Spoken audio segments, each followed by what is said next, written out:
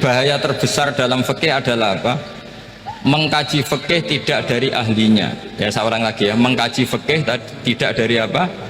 Ahli. Nah, kenapa demikian? Begini, saya beri contoh. Ilmu fikih itu tentu pertama dari Rasulullah SAW, kemudian bersanad sampai kita atau kita sampai Rasulullah. Itu ngalami sekian ijtihad yang tidak mudah. Saya beri sekian contoh.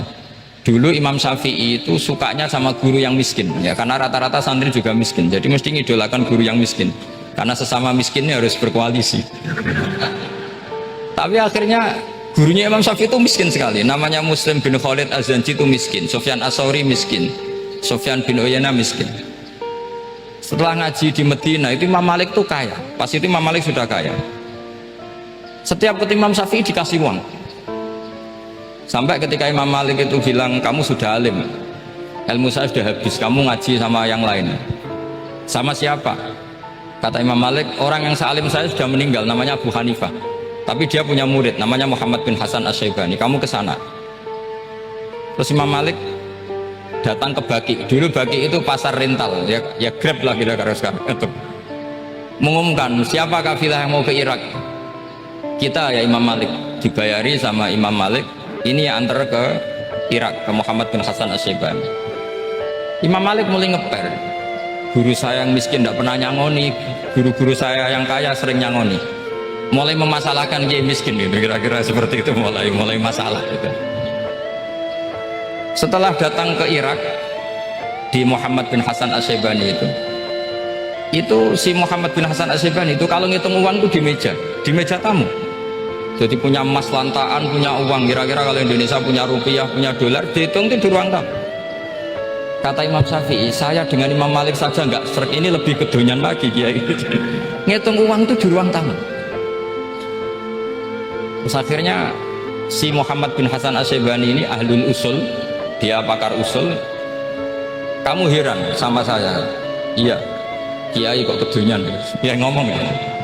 Tapi kata Muhammad bin Hasan Asy-Syaibani, kalau kiai tidak boleh kaya, itu tak kayak wong fasik, ben gue demenan, gue mabuk. Oh jangan, nanti dipakai maksiat. Penjenengan mawon kersane digetoat, berarti kiai oleh sugih, mun pun angsal-angsal. Semenjak itu jadi satu fikih bagi Imam Syafi'i. Ternyata kalau mengharamkan kiai sugih berarti membolehkan yang fasik sugih. Kalau yang fasik sugih bisa dipakai i'anah alal maksiat. Semenjak itu mindset pikiran Imam Syafi'i rubah. Saking rubahnya sampai beliau berpendapat orang bisa beli Alphard, kok beli carry itu haram. Bisa jadi bupati kayak Pak Roba, kok jadi RT haram. Pokoknya gitu. Bisa keren Kak Gus Bak, kok jadi orang pendengar haram. Pokoknya haram terus. Karena dalil beliau al-Islam ya'lu wala yula'ala. Coba sampean ridho misalnya jadi orang Gresik dipimpin orang yang nggak sholat, ridho ndak? Ndak. Atau sholat tapi nggak bisa ngaji, ridho ndak? Ketika yang bisa ngaji berpotensi jadi bubar, terus keterusan. Karena Imam Syafi'i keterusan, ya umatnya keterusan. Akhirnya orang-orang Syafi'i itu politikus rata-rata. Ya, makanya sama jangan kaget sama Barubah. Kakak saya wakil bupati itu, putranya Mbah Mun ada yang wakil apa? Gubernur. Dulu Gus Wahid ya menteri agama.